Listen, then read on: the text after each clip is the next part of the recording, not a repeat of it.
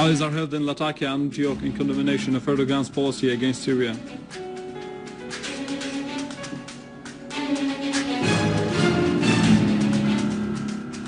Russia reiterates its call upon the Syrian parties and external players to abide by the Geneva Statement for resolving the crisis in Syria.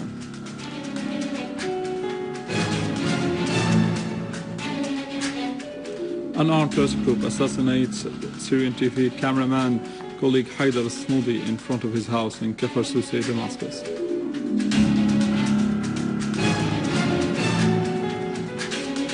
And Syrian armed forces eliminate terrorists and target their hideouts and equipment in several areas.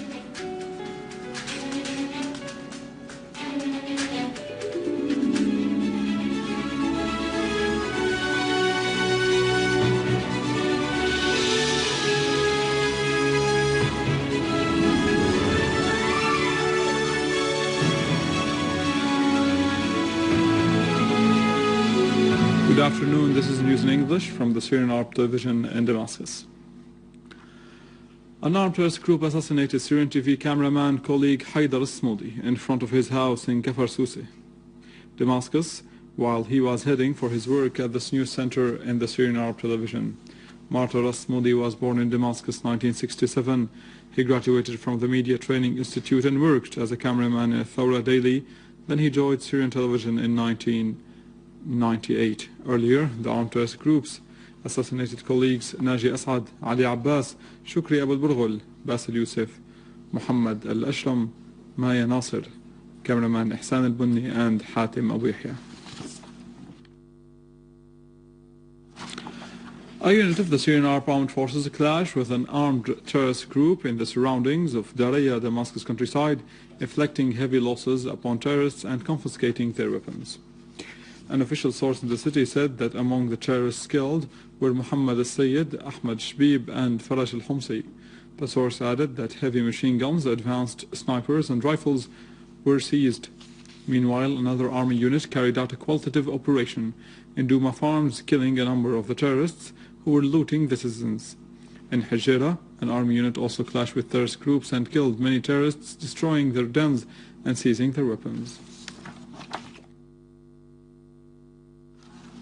A unit of the Syrian Arab Army clashed with an armed terrorist group who was attacking citizens and looting private and public properties near Abu Samra Palace in Hama, northern countryside, inflicting heavy losses upon the terrorists.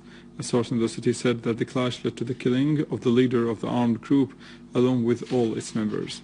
In Idlib countryside, units of the armed forces have carried out a series of qualitative operations in different parts, destroying tents used by the terrorists, arms and ammunition stores, and gatherings of terrorists.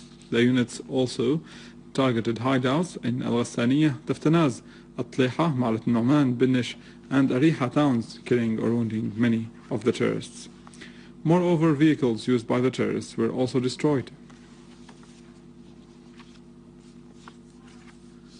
And in Deir ez-Zor, an army unit clashed with terrorists near Ghassan Aboud roundabout, killing and wounding many of them and destroying their weapons.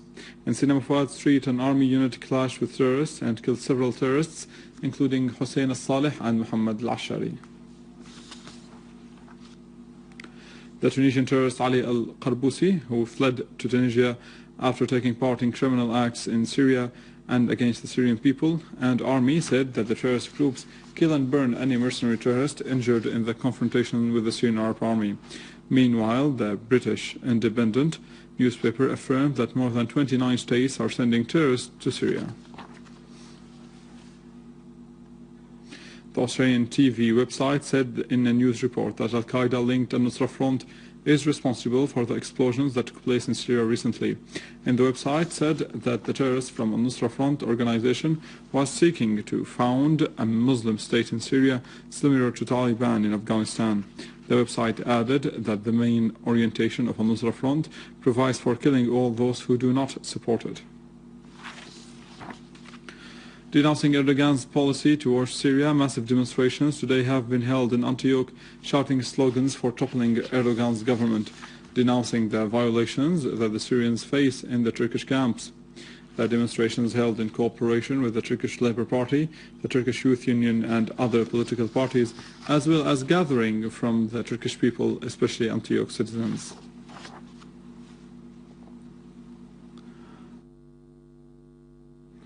A solidarity stand was held in Lattakia by women from Syria and Antioch in condemnation of the Turkish government's policies, led by Turkey Prime Minister Recep Tayyip Erdogan, against Syria. The participants denounced deployment of Patriarch missiles along Syrian-Turkish borders. They lashed out at the violations committed against the Syrians in the Turkish camps.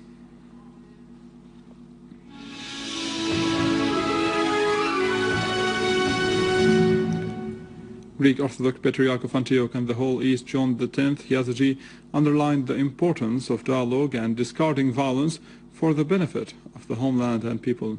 Patriarch Yazigi was speaking at a press conference at the monastery of the Cross Church in Damascus. He added that Syria will make it through these hard times and security and stability will be restored.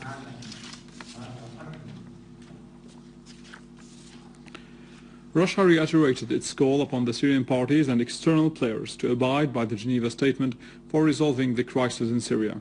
The Russian Foreign Ministry issued a statement on its website following a phone call between Foreign Minister Sergei Lavrov and the UN envoy in Syria, al-Ibrahimi, saying Lavrov focused in his work with the Syrian parties on the need for applying the items of the final statement of the ministerial meeting held in Geneva on the 30th of last June. The ministry statement added that Lavrov stressed that the Geneva Statement is irreplaceable to allow finding an exit for the stumbling situation and halting the violence and the use of force and starting a Syrian dialogue on the reforms in the country that serve the interests of all the Syrians. Russia asserted that its stand towards what's going on in Syria was clear, which based on the necessity of reaching a sustainable solution among all Syrians regarding their country's future and guaranteeing their best interests. Following the Russian-EU summit held in Brussels, Russian President Vladimir Putin said in response of a question during a news press that there were differences between Russia and the EU on the situation in Syria, pointing out that both sides were working to reach a common ground on those differences through dialogue. Putin further added that his country's stance was clear towards what Syria was witnessing, adding that Russia did not protect the Syrian leadership and that Geneva Statement should not be on paper only. President of the European Council Herman Van Rompuy has called for exerting more efforts to reach a political solution in Syria, back up the mission of the UN's envoy to Syria, al-Ibrahimi, protect the lives of the civilians and support the future of a democratic state in the country.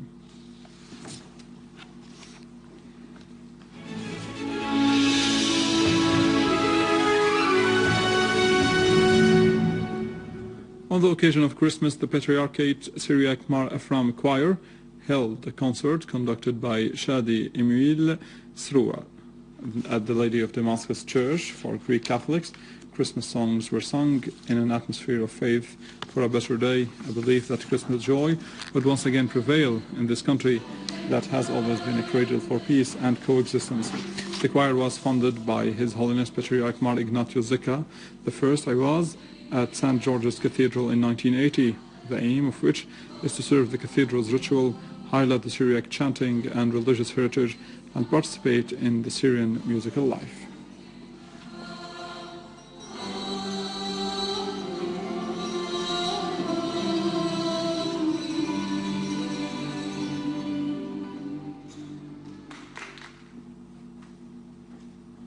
With Christmas carols, we end our news. For more information, visit our website www.syriaonline.sy. Stay with us. After the break, Vani has the latest in economy.